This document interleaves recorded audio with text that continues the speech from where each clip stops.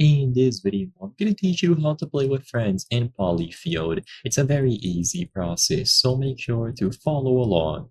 In this video, I'm going to teach you how to set up a multiplayer session in Polyfield and play with your friends. To do this, one of you will have to host the game and another person will have to connect. Both of you need to be in close proximity.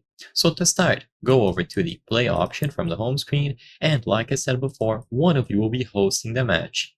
So whoever wants to host, choose Create Match.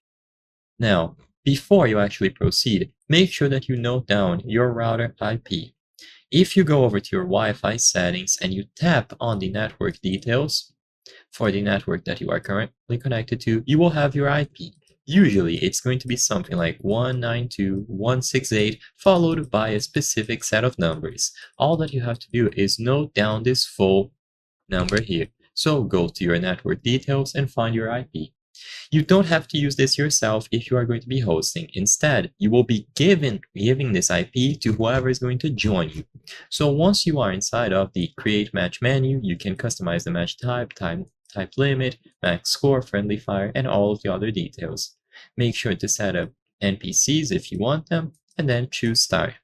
Whoever is going to be joining will go over to Join Match instead, and in here they can tap on this value right underneath Join Match and input the IP address from the host. So this view would be from another device where the second player, aka your friend, is going to join. So you give them your IP from hosting, and they will be able to input it here. Afterwards, they choose Join Match with that specific IP, and they will join the match that you created, and then both of you can play together. So I hope I was able to help you. If this video helped you, please consider subscribing. As you can see, according to the channel metrics, 83% of the people watching our videos are not subscribed. By subscribing, you can help us make higher quality videos. Thank you for watching, and I'll see you on the next one.